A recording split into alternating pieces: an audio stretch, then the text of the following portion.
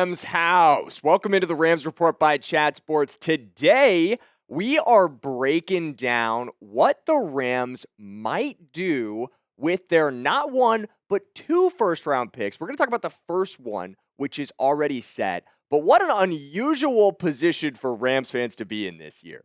Our general manager, Snead, has made a point of trading away firsts. This year, we've traded for an extra first. We got that done in last year's draft, acquired Atlanta's pick, and it has settled in at the 13th overall selection. A trade that, when you look back on it, looks like an absolute masterclass from our guy, Snead, and sets us up to be able to address some of the major needs on this roster going into next season.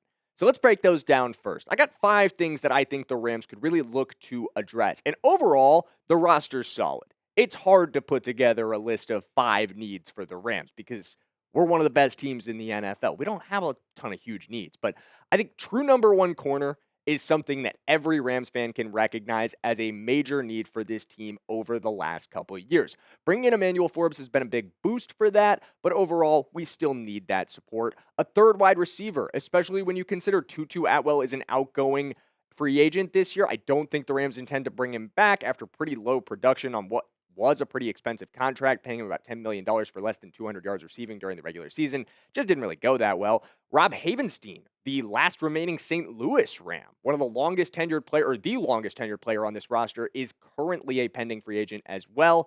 Could the Rams look to move on from him? Is he looking at potentially ending his career? Right tackle may be an issue. Safety, Cam Curl, the hero of the divisional round, he's also a pending free agent. And then lastly, potentially quarterback. What if we win the Super Bowl and Matthew Stafford, fresh off an MVP, Super Bowl MVP probably, Super Bowl win, decides he's done? We might have to address all these needs in the draft. But I want to know, what do you think? What is the biggest need for the Los Angeles Rams this offseason? If I was doing it, I'm going to tell you guys it's corner. I think it's probably corner, but there's a lot of tempting guys at third option receiver. So that's where we're going to focus in today. But I want to hear from you. What is the biggest need for the Rams in this offseason? Let me know in the comments. But let's talk draft targets. Number 5, Carnell Tate, guys. The wide receiver out of Ohio State, he's fun. I think he's the best receiver in this entire draft, to be completely honest with you.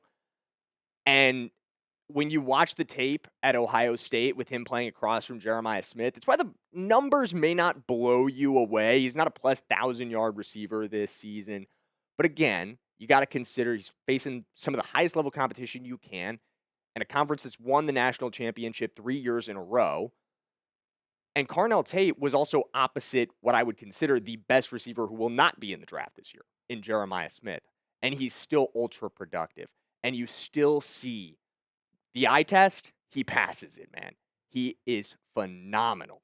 I've got a list of his strengths put together, actually, that I want you guys to check out because he's just an elite receiver at the end of the day. What he can do as a route runner is unbelievably exceptional.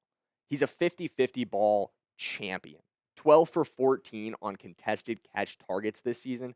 Scramble drill, he's incredibly quarterback friendly all the time. Julian saying when he was flushed out of the pocket, Carnell Tate recognizes that and he comes back to help his quarterback. And lastly, I think outside of another guy that we're going to talk about, he might be the best separator in this class. Someone who knows how to win with his routes, how to create that extra separation for his quarterback to layer in the ball. I don't think he's actually going to be there for us. I'm not going to lie, guys. At 13, if Carnell Tate's on the board, something's probably gone wrong in other teams' draft plans. But if he is there, if Carnell Tate is on the board for us, we would have, and it would not be particularly close, the best receiver trio in the entire NFL. The entire league.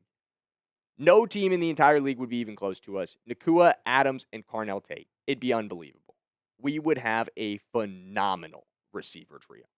Just freaky stuff to even think about. Adding this guy into what we already have, especially if Stafford comes back next season, man, that'd be fun.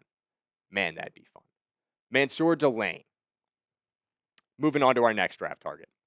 And switching sides. We're going to talk receivers. We're going to talk corners in this video. Delane, in my opinion, was the best corner that played in the SEC last season. He's a shutdown guy. And Mark, I'm using my words very carefully here. Best corner that played in the SEC last season. Very, very particular for you, and you'll see why in a minute. But when you think about the division that we're in, guys, Jackson Smith and Jigba, we got to play that guy twice a year. He's really good. Right now, I don't feel like we have a true matchup that can take away a JSN, that can take away the JSNs of the league. Because, hey, we don't just play our divisional opponents. We also play the other teams in the NFL. We face the Bengals. Who's matching up with Jamar Chase? If we face the Vikings, who's matching up with Justin Jefferson? Mansoor Delane could do that. Speaking of Justin Jefferson, he's an LSU guy, too. 37% completion percentage allowed into his coverage last year, less than 200 yards. And this dude just stays around the football. 13 pass breakups and 2 interceptions. A QB rating into his coverage of 26.7, guys. That's like worse than dirting the football every single play. He was shut down last year. Looking at the strengths from Mansoor Delane, he's an excellent man and zone cover corner, which makes him a natural fit for us and just scheme versatile in general. I think he could probably fit into pretty much any NFL team scheme because he has such a wide skill set. He's a willing and able tackler, something you sometimes worry about with shutdown corners of his caliber. Is he going to come up and hit in the run game? Absolutely he is. Already talked about it a little bit, but he's a total ball hawk, man. 11 PBUs in 2025, 13 over the last 2 seasons. He's super experienced. 44 games played in his career. Spent a lot of time at Virginia Tech. Spent the last season at, LSU. 3 more guys that I want to talk about in this video. I like Delane. I like Tate. I think those would both be great picks. But these next 3 guys, I'm telling y'all, stick around because they would be unbelievable if you added them into the Los Angeles Rams. But before we get there, the sub battle with Colts talk continues. They're starting to catch up to us a little bit. The last time we looked at this, we had like a 20 sub lead. This week, they've added 6 more subs this week than we have. We can't let that stand. We cannot let the Colts, who didn't even make the playoffs this year, think that they can win in the offices at Chat Sports. Shut them down. Shut them up. We're in the NFC Championship. We're about to be NFC champions. Let them know we're champions here at Chat Sports as well by subscribing to the Rams Report. Let's continue. My 3rd Rams draft target, Jermod McCoy. This would make our Tennessee show host, Tennessee Talk, Joey Peterson, very happy. Jermod, and I'd be very happy if Jermod was a Ram. He was the best corner in the SEC, but he didn't play last year. That's why I was so particular about my words with Mansoor Delane, because I do think Jermod is a better player, but Jermod missed the entire season due to an ACL injury that he suffered during some offseason training drills in January. But you're going to agree when I show you the stats that he's probably a better player than Delane. Look at the numbers from 2024. He's a more physical ball hawk around the football. 13 PBUs, 4 interceptions from this guy. The QB rating's a little bit better, but I love the chances that he's willing to take in coverage to create more big plays. And I think he's actually a better fit for our scheme. When we talk about the strengths, we'll address that because he's an elite zone corner. Truly, truly elite. And that's the type of scheme that we run here in Los Angeles. He's a natural fit for what we do. He's violent at the catch point. He brings that authority that I'm going to hit you, and I love to hit receivers at the catch point. 6 picks in between 2023 and 2024. He spent 2023 as a true freshman at Oregon State, and he had 2 picks that year, and then 4 picks in Tennessee or at Tennessee in 2024. And when he did miss time this past season, I was talking to Joey about this, but I've also heard from a number of other people around the program at Tennessee that he has been praised for his vocal leadership, for remaining active in the program, for remaining around his teammates, for encouraging those guys. Something that's not easy to do when you don't get to play, when you're expected to be an on-the-field leader, being able to remain connected, being able to be that kind of in the locker room leader. I love everything about Jermod except for the injury history. Having to drafting a guy at 13 that didn't play last season does scare you a little bit. But if you're going to do it with anybody, Jermod McCoy would be a good risk to take at the end of the day. We saw that from Christian Gonzalez. He barely played his senior season coming out of Oregon. He dealt with injuries. He'd had a long history of injuries, and he's had injuries in his NFL career as well, but he's also one of the best corners in the league. If you could get that from Jermod McCoy, that'd be incredibly valuable. Two more guys. Jordyn Tyson at number 2. This would be fun. This is going back to receiver, and you guys are going to see over my final 2 draft targets, there's something really tempting about just creating the best receiver trio in the NFL. And I think Jordyn Tyson will absolutely be there at 13 for you. Unlike Carnell Tate, where we have some questions about, is Carnell Tate going to be there? Probably not. Jordyn Tyson will be, and he's still that kind of talent. I don't think he's quite as good as Carnell Tate, but he was the best receiver in the Big 12 last season, and it wasn't particularly close. And I think he's probably been that for 2 years running at this point. 9 games last season, 711 yards, 8 touchdowns. He dropped 1 ball on 97 targets, 61 catches. He is, in my opinion, I talked about Carnell Tate as a phenomenal separator. Jordyn Tyson's the best separator in this class. Consistently, even against elite corners at the college level, Jordyn Tyson wins over and over again. Whether it's at the release point, whether it's with his cuts, he is awesome. And speaking of his ability within the routes, his route tree is great, and I feel like where he thrives the most is something that Sean McVay loves to exploit, the intermediate area of the field. He'd be a perfect fit for what McVay likes to do with his receivers. He's excellent with contested catch situations, incredibly when going over the field. This guy's going to take some big hits and still come away with the football on those slants. And he's a willing and able blocker, which, again, when you talk about the Sean McVay mold of receiver, if you don't block, no rock. That was Hines Ward's philosophy at ASU. That was something Jordyn Tyson bought into big time. And that is absolutely Sean McVay's philosophy. No block, no rock.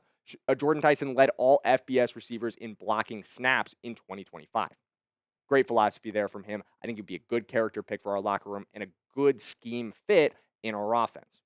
But not quite as good as somebody I know you guys are familiar with, as somebody who currently plays his football out in the Los Angeles area, USC's Makai Lemon.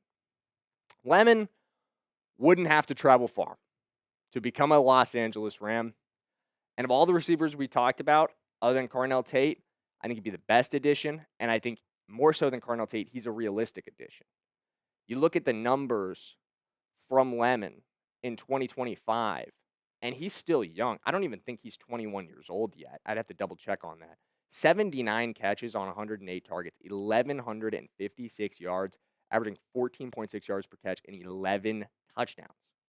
This guy would be, and something that Puka and Devontae are not as quite burners. You know what I mean? They're both great receivers. I think Puka's the best receiver in the NFL. I think Devontae Adams is still a top 10 guy, but neither of them are deep threat burner guys. I'm not, nothing to take away from them. That's Makai Lemon's game. Elite acceleration. So explosive off the line. I don't think he's going to be a 4.3 guy when he runs at the combine. I think he'll settle more in that 4.4 range. But he's one of the fastest accelerators in the entire class, if not the fastest accelerator. And you see that after the catch. He's so dangerous, guys. You just get the ball in this guy's hands, whether it's a jet sweep, whether you're just going to, just go with the screen to this guy. Just do whatever you can to get the ball in Lemon's hands. He's going to create some yards for you. And he's a natural hands catcher. He's not somebody who needs to use his body. He can go out and pluck it out of the air, which it's phenomenal. Even through contact, he has some incredible highlight catches on his tape. And talked about how dangerous he is after the catch. He's dangerous in the special teams game as well. He returned kicks for USC all 3 years, even returned a couple punts this season. Makai Lemon, for the pure reason of essentially recreating the greatest show on turf Rams, is my number 1 draft target for the Rams right now. Imagine the offense you have with Lemon, with Nakua, with Adams, and with a returning Stafford, Kyron Williams and Corum in the backfield. Who's stopping that team? I'm asking a question. Name a defense outside of Houston and Seattle that could really go toe-to-toe with that offense. And I don't even know if Houston and Seattle could fully slow them down. That'd be the best offense in the NFL. Wouldn't even be close. But let me know. Are you guys on the same page as me? Is Makai Lemon your number 1 draft target for the Rams this season? Give me an ML. Give me a JT if it's Jordyn Tyson. Give me a JM if it's Jermod McCoy. Give me an MD if it's Mansoor Delane. Or give me a CT if it's Carnell Tate. I want to know in the comments, which of these 5 guys would you be most on board with drafting? And I also need you to lock in and subscribe. Because we talked about the draft today, but we are still in the midst of a playoff run. We've got a stream coming up this weekend for the NFC Championship right here on the Rams Report. Don't miss it. Stay locked in. We'll see you guys next time. Let's go Rams.